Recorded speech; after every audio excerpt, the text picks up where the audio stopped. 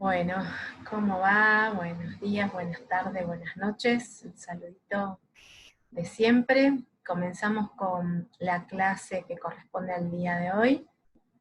Dentro de la asignatura psicolingüística, estamos ya en la última unidad, unidad 4, trastornos de la lectura y la escritura, dentro del profesorado universitario de educación primaria. Bueno, como saben, esta asignatura tiene un equipo de profesores, la profesora Ampuero, la profesora Martínez, y quien está hoy a cargo de la clase soy yo, que soy la profesora Gabriela Herrera. Bueno, comenzamos con la unidad 4. ¿Llegamos a la unidad 4? Sí, llegamos a la unidad 4. En todo este camino loco que hemos tenido durante este semestre tan atípico, hemos desarrollado la unidad 1 completa, la unidad 2 completa, la unidad 3 completa, y hoy comenzamos con el desarrollo de uno de los temas de la unidad 4, que habla sobre los trastornos de la lectura. Antes de comenzar la clase, quiero compartir con ustedes dos objetivos que, si bien son de la clase, son objetivos estrictamente personales. Un objetivo es que yo hoy les explique dentro del programa qué son las dificultades específicas de aprendizaje, específicamente las dificultades específicas de aprendizaje de la lectura. En la bibliografía o en la publicidad o en las redes van a encontrar la sigla DEA, o TEA también, trastorno específico del aprendizaje o dificultades específicas del aprendizaje. Dentro de las dificultades específicas del aprendizaje hay un abanico de dificultades o de trastornos. Nosotros nos vamos a concentrar solo en dos. La dislexia por un lado, que es lo que les voy a comentar hoy, y la disortografía, que es de lo que vamos a hablar en la próxima clase, que es nuestra última clase, que va a ser presencial, sueño de la profe, que va a ser sincrónica, ¿sí? Bien. ¿Qué pretendo con esta clase? Por eso les dije que es un objetivo personal. Fundamentalmente concientizar. Ustedes van a ser docentes, van a tener en sus aulas estudiantes con dificultades específicas de aprendizaje o con trastornos específicos del aprendizaje. Entonces, para mí es clave que concienticemos sobre la importancia de formar recurso humano para que ustedes sean buenos en sus prácticas para detectar, prevenir y hacer adaptaciones curriculares. Si ustedes ven, no hay ninguna palabra que diga diagnosticar, ninguna palabra que diga rotular a un estudiante, ninguna palabra que diga derivar, ¿sí? Porque es responsabilidad de la escuela común acompañar las trayectorias educativas de los niños con trastornos específicos del aprendizaje. A medida que desarrolle la clase les voy a mostrar que no hay una escuela para estos tipos de niños, porque un criterio diagnóstico para decir que un niño tiene un TEA o un DEA es, en algún punto, descartar déficit sensorial. Por lo tanto, no puede ir ni a la escuela de ciegos ni a la escuela de sordos. Descartar o excluir alteraciones de tipo de índole cognitivo. Por lo tanto, tampoco puedes ir este pequeño o esta pequeña a una escuela con personas con discapacidad intelectual. Entonces, el ámbito de educación de estos niños para aprender a leer y escribir y para acompañar su trayectoria educativa es la escuela común. Por eso a mí me interesa que ustedes, como estudiantes del profesorado de educación primaria, tengan elementos teóricos que les permitan en su práctica profesional la detección temprana, la prevención de estas dificultades, porque les voy a mostrar que se puede prevenir antes de llegar al trastorno, lo que no significa con esto que todos los niños que presenten algún retraso para aprender a leer y escribir tienen un trastorno específico. Eso es otro aspecto que vamos a discutir o que vamos a... Bueno, voy a discutir sola, se los voy a comentar y ustedes después lo discutirán conmigo en alguna hora de consulta. Y fundamentalmente tener en cuenta que cuando yo conozco que existe esta problemática, cuando yo puedo diferenciarla de un problema general de aprendizaje, por ejemplo, pueda hacer buenas adaptaciones curriculares y acompañar la trayectoria educativa de ese pequeño o de esa pequeña que está dentro del aula. ¿Y por qué lo tengo que hacer? ¿Porque yo soy bueno? ¿Porque pobrecito? No, porque hay una ley, que es la Ley Nacional 27.306, que fue promulgada en el 2016, y a la cual Mendoza adhiere en el año 2019 con el número de ley 9165, que se las voy a dejar también en la plataforma para que la tengan, que aclara cuáles son las tareas que deben hacer los docentes que están a cargo de los niños con DEA o con TEA dentro del aula. Entonces no es una cuestión de buena voluntad, no es una cuestión si yo sé qué es o no, sino que hay una ley que ampara cuáles son las estrategias curriculares o las adaptaciones curriculares en algún punto que yo tengo que hacer como docente si tengo en el aula un niño o una niña con una dificultad específica de aprendizaje o un trastorno específico de aprendizaje. ¿Sí? Por eso les digo que este es un objetivo muy personal, porque ustedes se preguntarán, ¿por qué tenemos trastornos de la lectura y la escritura dentro de la planificación de psicolingüística? Porque ustedes ya saben lo que pasa en la mente de un lector y de un escritor competente. Ahora vamos a ver qué pasa en la mente de un lector o un escritor aprendiz que encima presenta alguna dificultad para aprender a leer, en el caso de la dislexia, o para aprender a escribir en el caso de la disortografía, disgrafía. ¿De acuerdo? Bien, seguimos. Entonces les decía, la unidad 4 tenemos los trastornos de lectura y de escritura, pero en esta clase vamos a hablar específicamente de los trastornos de lectura. Y para ello vamos a intentar conceptualizar qué es un trastorno de lectura desde un marco cognitivo y cómo caracterizo a la dislexia desde este enfoque cognitivo, porque no la estamos explicando desde un enfoque neuropsicológico, ni desde un enfoque social, sino desde un enfoque cognitivo. Y ahora les voy a explicar qué quiere decir explicar el trastorno de la lectura dentro de un enfoque cognitivo. La bibliografía de referencia para este tema es el capítulo 5 dentro del libro Psicología de la Lectura, de Cuetos. Ese capítulo se denomina Dislexias evolutivas. Obviamente estamos hablando de los lectores aprendices, porque estamos hablando de lo evolutivo. Van a ver que hay otro capítulo, si tienen en algún momento el libro en sus manos completo, que es Dislexias adquiridas. Ese capítulo no forma parte de nuestro material de estudio. Nosotros solo vamos a estudiar el capítulo que habla de dislexias evolutivas. Bien, comenzamos entonces con la clase. Los objetivos básicos que tiene la psicolingüística, ustedes ya saben que son dos. Por un lado, analizar las actividades de producción y comprensión del lenguaje, que es lo que hemos venido haciendo en la unidad 1, 2 y 3. El estudio de los aspectos evolutivos, que es lo que hemos ido hablando en cada una de las unidades, escuchar, hablar, leer y escribir. Siempre lo hemos visto desde la perspectiva sincrónica, lo que hace actividades del adulto que comprende y produce el lenguaje, y desde la perspectiva diacrónica, qué le pasa a un aprendiz o a un pequeño o una pequeña que adquiere el lenguaje, ¿sí? Pero dentro de los objetivos de la psicolingüística también está hablar sobre los estudios patológicos del lenguaje. Entonces, ese es el porqué de los trastornos de la lectura y la escritura en la asignatura psicolingüística. No solo nos ocupamos de los aspectos evolutivos y de analizar la comprensión y la producción, sino que ponemos el foco, en este caso, en los trastornos del desarrollo, los trastornos evolutivos de la lectura y de la escritura. Pero para hablar de trastornos de la lectura, antes tenemos que conceptualizar qué es leer desde nuestro paradigma, o qué es leer desde el paradigma cognitivo, porque yo les acabo de explicar, o les acabo de presentar la asignatura diciendo que vamos a hablar de la dislexia, o del trastorno lector, desde el paradigma cognitivo.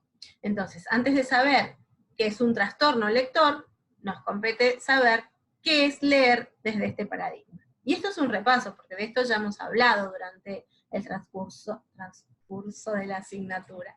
Bien, entonces, ¿qué es leer? Repasemos. Dentro de la psicología cognitiva, que es como la matriz o el encuadre teórico desde donde la psicolingüística apoya todas sus investigaciones, aparece la psicolingüística. La psicolingüística va a estudiar la relación mente-lenguaje. Cuando hablamos de psicología cognitiva, hablamos de la estructura mente, y dentro de la estructura mente, dentro del constructo mente, y dentro de la mente una serie de estructuras. Una de esas estructuras es el lenguaje. ¿Quién estudia la relación entre la mente y el lenguaje? La psicolingüística. ¿Y qué estudia la psicolingüística? Estudia procesos psicológicos que se llevan a cabo en la mente, procesos psicológicos que tienen que ver con escuchar, hablar, leer y escribir, y en esta parte de la unidad, y en esta unidad en particular, la psicolingüística va a estudiar los procesos psicológicos implicados en la habilidad de leer. ¿Qué pasa en la mente de un lector cuando lee? Una vez que yo identifico qué pasa en la mente de un lector cuando lee, voy a poder identificar por qué este alumno o esta alumna, este estudiante o esta estudiante, no está realizando el proceso lector como lo espera según su grado de alfabetización o según su grado curricular, ¿sí? Cuando hablamos de grado, primer, segundo, tercer grado, ¿está? Entonces, estamos diciendo qué es leer desde el paradigma cognitivo, que es un repaso. Y básicamente leer es un proceso, y acá aparece la palabra clave que han escuchado miles de veces dentro de la asignatura, entendida esta palabra como cualquier operación que aplicada sobre un estado inicial da como resultado un estado final. Miren si leer no es un proceso, porque yo ingreso datos estimulares visuales, que son los rasgos de las letras, los proceso lingüísticamente, o sea, le asigno a cada una de esas rayitas un valor lingüístico que se llama letra, combino esas letras en unidades mayores como las sílabas, y en unidades mayores como las palabras, y a esa palabra le asigno un significado. Miren la noción de proceso, ingresa información estimular visual y sale información conceptual. Entonces es imposible no poder comprender el proceso de lectura como algo complejo. Imagínense todo lo que va a pasar en la mente de sus lectores aprendices cuando lleven a cabo este proceso de transformar información estimular, que encima están aprendiendo los rasgos visuales prototípicos de cada letra. Después le tienen que dar el sonido, después lo tienen que combinar en sílabas, después tienen que asignar, guardar en la memoria cada una de esas sílabas para activar una palabra, y después a esa palabra le tienen que dar un valor semántico, un significado. Entonces, leer es entendido desde el paradigma cognitivo como un proceso, y claramente creo que quedó establecido en esta explicación que acabo de dar, que leer es un proceso.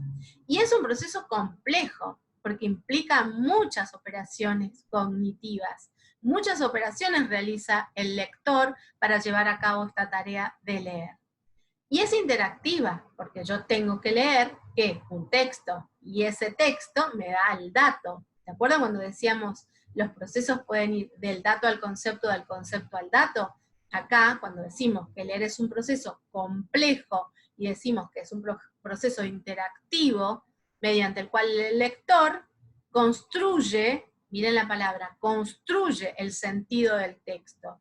Es decir, que yo tengo delante de mis ojos un texto, el texto me va a dar datos sensoriales, visuales, y yo como lector, interactivamente con la información que me da el texto, tengo que darle sentido y construir el sentido de ese texto.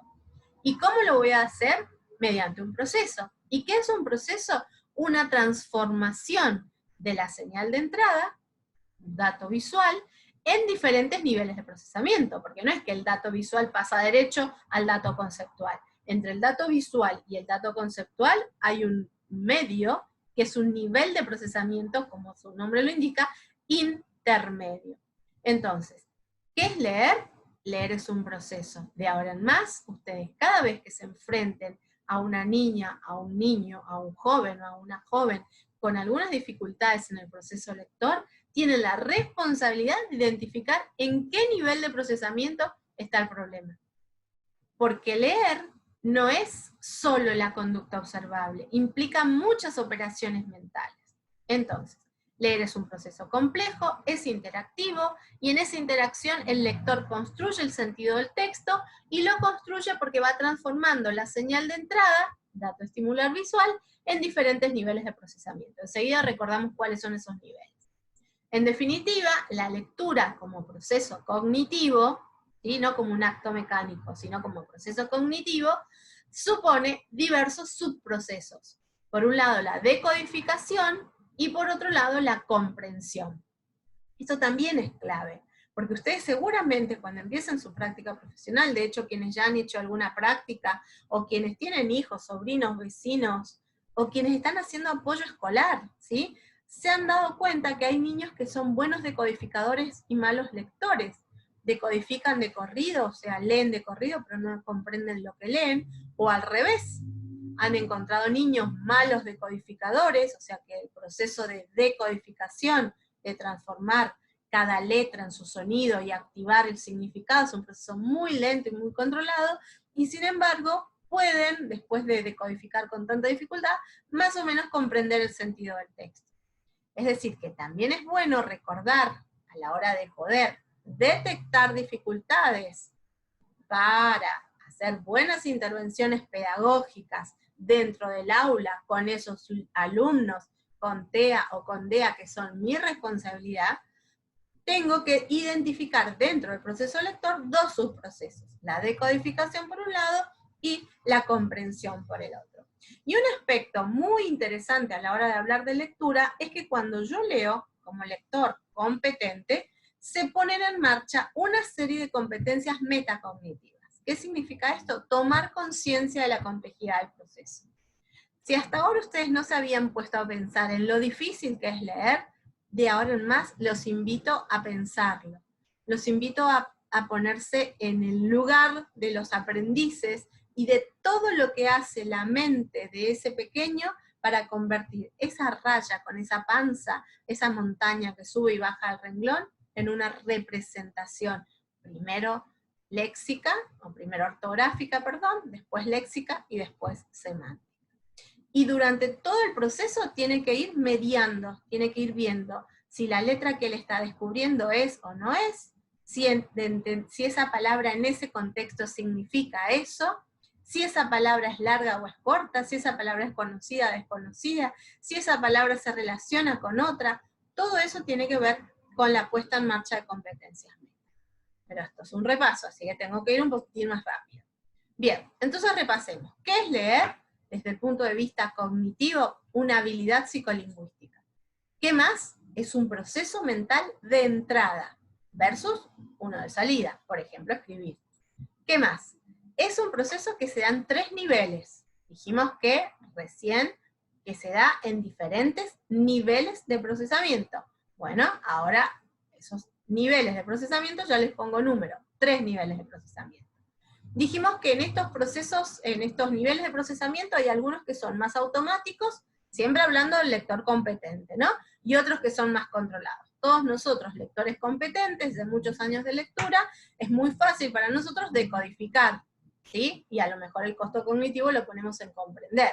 Piensen en un aprendiz, el proceso es al revés, le cuesta muchísimo decodificar, y a lo mejor sus conocimientos del mundo hacen que sea más fácil para él comprender, ¿sí? Pero lo dejamos ahí. Pausa. Entonces, es un proceso automático y es un proceso controlado, porque depende de qué nivel de procesamiento estamos hablando. Y en definitiva, leer es esta habilidad psicolingüística o este proceso mental de entrada que me explica, a mí, estudiante de psicolingüística, cómo hace la mente de un sujeto adulto, como lo ven ahí en la foto, de un sujeto para procesar, y en esa palabra procesar está el concepto de proceso, datos lingüísticos desde la decodificación hasta la comprensión. Bien, entonces, si eso es leer, y la profe nos dijo que para hablar de trastornos teníamos que diferenciar los objetivos de la psico, que por un lado estaba en, ¿recuerdan? La comprensión y la producción, y por otro lado las pautas evolutivas y las patologías. Vamos a las pautas evolutivas. Debe haber dentro de la psicología cognitiva en general y de la psicolingüística en particular, aportes que me ayudan a entender el proceso lector en los pequeños. Y sí, dentro de los estudios sobre la capacidad, o el proceso psicolingüístico leer, hay dos perspectivas. La perspectiva sincrónica del adulto y la perspectiva diacrónica del niño. Estoy grabando, sí. Perdón, el terror. Bien. ¿Cuáles son los aportes entonces que ha hecho la psicolingüística para el estudio de la lectura?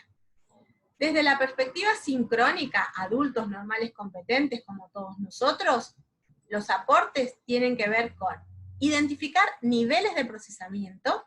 O sea, todas las investigaciones psicolingüísticas han podido confirmar que leer es un proceso que se da en niveles de procesamiento. Niveles periféricos, intermedios y centrales. Ay, perdón. Me fui para el otro lado. Acá está.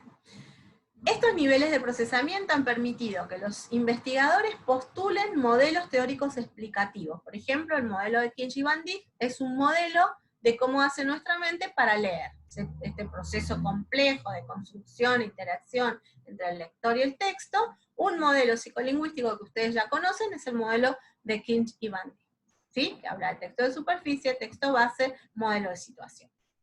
Y el otro aporte es identificar claramente la diferencia entre decodificar y comprender. Es decir, que nosotros podemos decodificar y no comprender, o se puede decodificar mal y comprender, ¿sí? Esto hay un montón de experimentos psicolingüísticos en adultos normales competentes que prueban este aporte, ¿sí?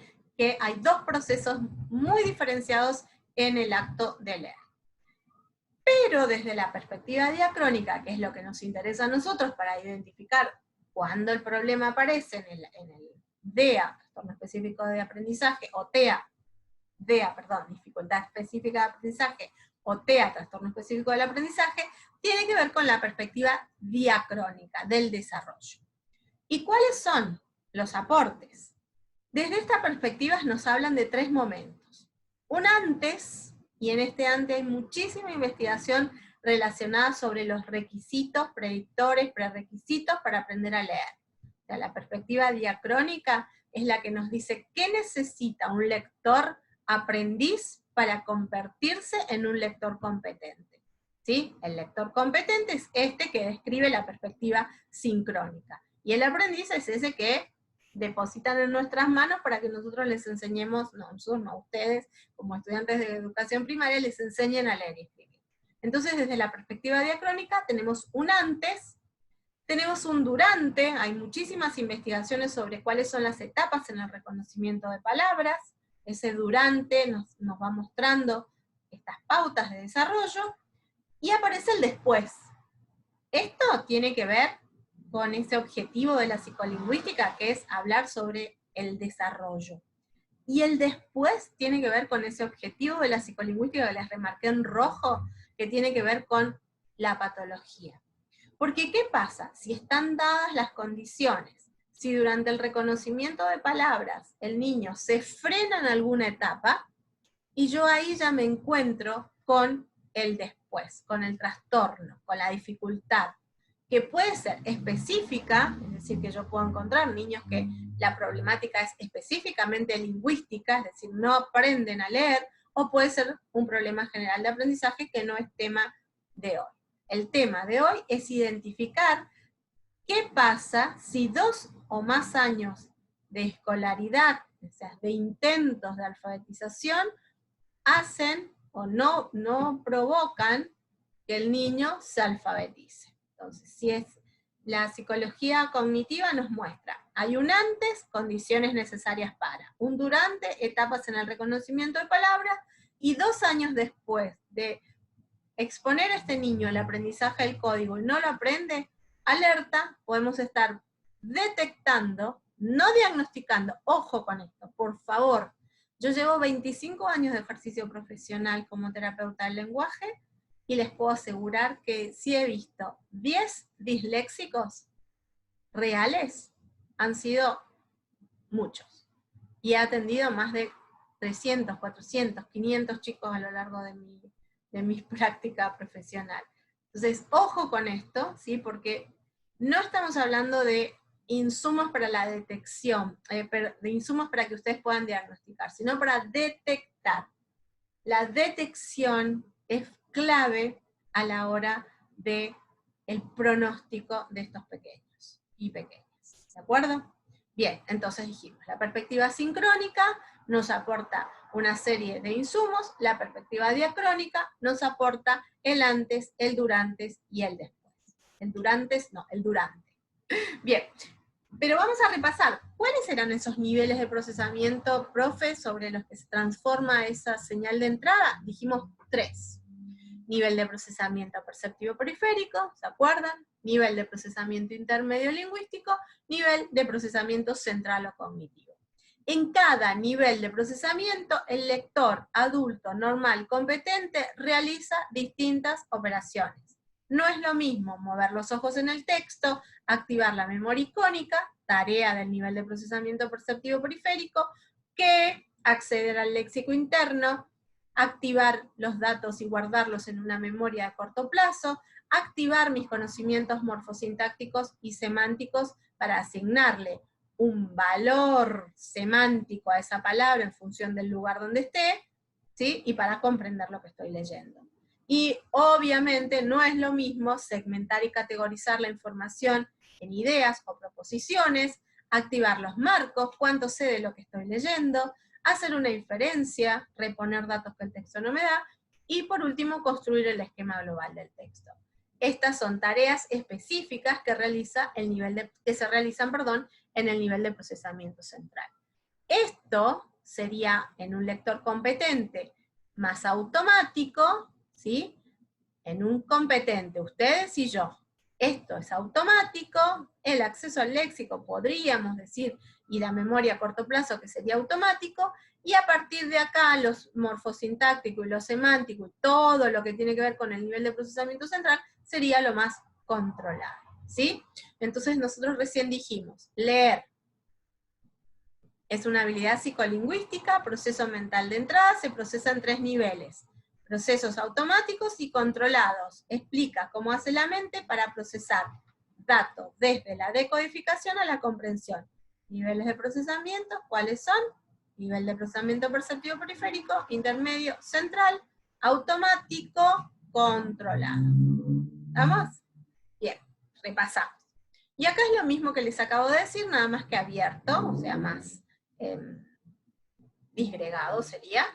Entonces, en el nivel de procesamiento perceptivo periférico, lo que hace el lector es mover los ojos en el texto, que ya lo estudiaron en la unidad 2, sistemas de entrada. Memoria icónica es la memoria a cortito plazo que te dice cuál es la letra en función del rasgo visual. Y esta obra se las dejo porque hay muy pocas lectoras en las pinturas. Esta es una obra de 1631. En el nivel de procesamiento intermedio, ya lo vimos también en la unidad de decodificar, de leer, ¿sí? En la unidad 2. Lo que hace el lector es acceder a ese hipotético diccionario mental o el léxico interno. Perdón, esa ya es unidad, no, unidad 2, está bien. Unidad 2. Léxico interno, y ahí aparecen las rutas de acceso que dependen del estímulo, que puede ser directa, indirecta o ambas. Aparece el trabajo de la memoria, que es la que va guardando el dato para poder guardar el concepto, y los 2 procesadores lingüísticos que me ayudan muchísimo para leer, ¿sí? El procesador morfosintáctico, pues yo puedo tener la palabra corto, y según donde esté en la oración, puede ser verbo, puede ser adjetivo. Entonces me va a activar una representación semántica distinta. Puede ser corto o pelo corto. ¿Sí? Yo corto el pelo o tengo pelo corto. Semánticamente no es lo mismo el corto de yo corto el pelo a yo tengo el pelo corto. ¿Tá? Entonces el procesador semántico trabaja en este nivel de procesamiento intermedio.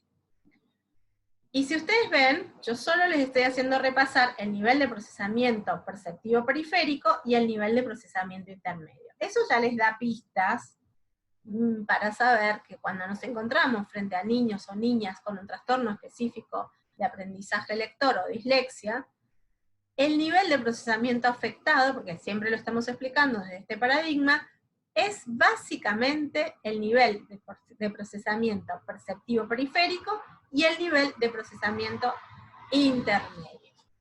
Bueno, cuando hablamos de las rutas de acceso, los procesos de acceso al léxico implicaban la recuperación del significado mediante 2 vías de acceso. No sé si les ayuda o les perjudica que yo haga este repaso, pero necesitaba ponerlos en tema para poder hablar de trastornos, porque la unidad de lectura la vemos muy atrás, ¿sí?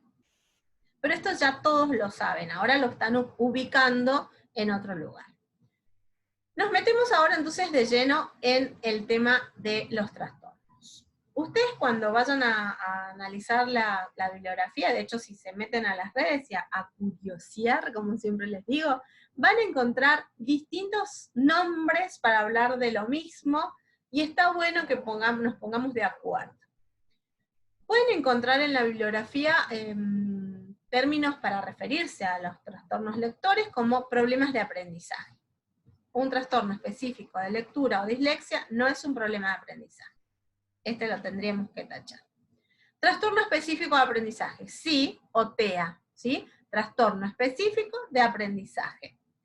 Retraso lector, podría ser, ¿sí? Dificultad en la adquisición de la lectura, esto sería como un retraso lector, ¿sí? Dislexia. Estos son los 2 términos que voy a usar: dislexia, trastorno específico del aprendizaje lector, o trastorno específico del aprendizaje, dislexia, en que lo podemos usar, que serían, podemos asociar, o dificultad específica de aprendizaje. Cuando hablamos de dislexia o de disortografía, hablamos de un trastorno de índole específico. ¿Y saben por qué lo específico? Porque estamos hablando de la dificultad en el nivel de procesamiento intermedio y periférico. Es decir, que el problema de la dislexia es lingüístico. No es un niño con déficit cognitivo, no es central. No es un niño con déficit sensorial, no es periférico, porque no ve, no identifica bien el rasgo visual de la letra. Es lingüístico. Las fallas son específicamente en este nivel de procesamiento. Voy a volver atrás para mostrarles. En este nivel de procesamiento, en la falta de automatización en algunos puntos del control oculomotriz, ¿sí? Porque en vez del ojo ir para adelante, empieza a ir para atrás, y específicamente aquí, en la falta de automatización de acceso al léxico. Es como si siempre fueran decodificadores. Estamos hablando de niños, y ya me voy adelantando, les voy expoliando, se dice, creo, en lo que viene. Estamos hablando de niños de más de 9 años, o que ya han pasado más de 2 años de escolaridad, que todavía presentan problemas para decodificar. Es decir, que tienen una lectura controlada, lenta, con mucho desgaste cognitivo en la etapa de la decodificación. ¿Sí? Entonces volvemos. Hoy estoy a 2000, perdón. Entonces les dije. Respecto al uso terminológico me corro porque si no, no veo, el uso terminológico en el trastorno de la lectura, cuando hablemos de esto y ustedes puedan explicarlo, sepan que estamos hablando de un trastorno específico, y de un trastorno específico de aprendizaje, dislexia, porque también tenemos trastorno específico de aprendizaje, disortografía, ¿sí? Pero no hablamos ni de retraso lector, ni de problema de aprendizaje, ni de dificultad en la adquisición de la lectura. A ver, profe, ponga pausa un momento. Quiere decir que si yo me encuentro con un niño en primer grado, a final de primer grado, todos sus compañeros están leyendo y él no, ese niño ¿qué tiene? Tiene un retraso lector, pero eso no es una dislexia. ¿Sí? Profe, sí. Bueno, en definitiva también soy profe de sordos, así que puedo ser seña.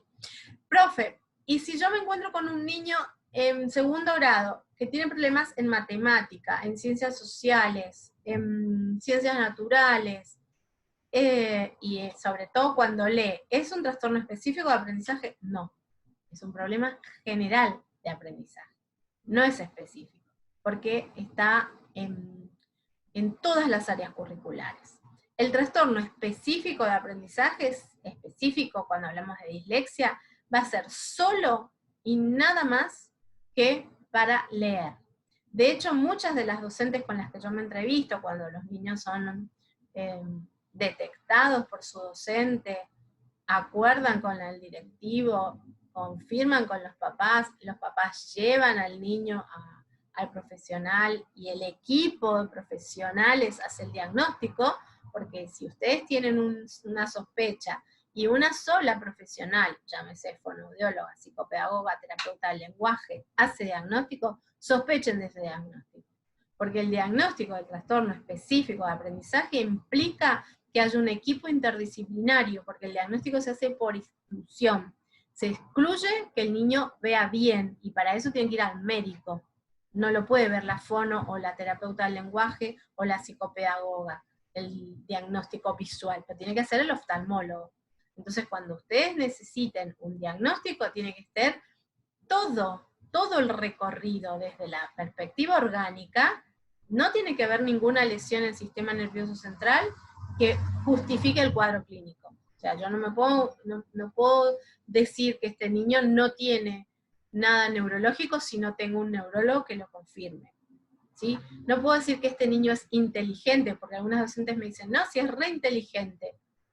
A ver, el psicodiagnóstico lo hace la psicóloga o la psicopedagoga. Entonces, todo eso tiene que ver con el uso terminológico en estos trastornos. ¿Tá? Entonces, problemas terminológicos, cuando hablemos de dislexia, hablamos de un trastorno específico de aprendizaje. Estoy yendo por las ramas como nunca hoy. Voy a tratar de volver. Bien. Respecto a esto, y acá viene lo que les decía recién, hay una clara diferenciación entre un problema general de aprendizaje, aquellos niños que tienen dificultades en todas las áreas curriculares, específicamente en lo estrictamente cognitivo, memoria, atención, ¿sí? Bien.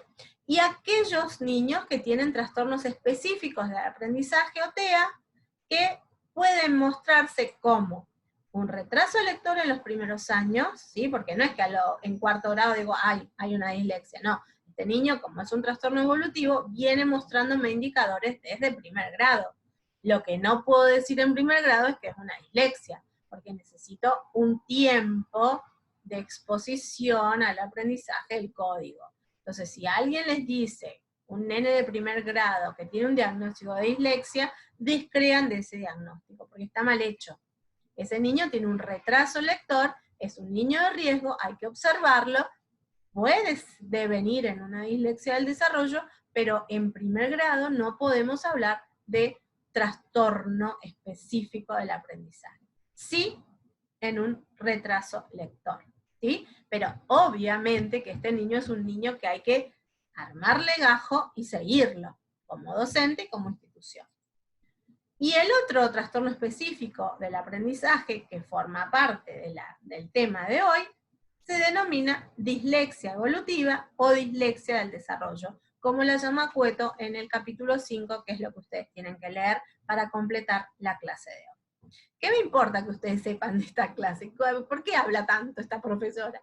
Porque yo lo que quiero es darles insumos para que ustedes tengan para el ejercicio de su vida profesional, pero después en el examen les voy a preguntar ¿qué es la dislexia? ¿Y cuáles son sus indicadores esenciales, predisponentes y asociados? ¿Y cómo se clasifica? ¿Sí? Pero yo todo esto que les digo es para que ustedes tengan insumos y sepan desde dónde y por qué dislexia es un tema dentro del programa. Además, en la clase inaugural estaban todos muy copados con este tema. Entonces, amerita que yo les cuente un poquito más de lo que se espera de la clase. Así que hoy me van a tener que soportar más de lo que me vienen soportando durante todas estas clases. Bien, entonces, ¿de acuerdo con esto? Ojo, ¿sí? Con el problema general de aprendizaje versus el trastorno específico de aprendizaje. Entonces, profe, estos niños sí podrían ir a una escuela con metodología especial, y probablemente este grupo de niños sí, porque presentan un problema general de aprendizaje y consecuencia a lo mejor de un síndrome, ¿sí?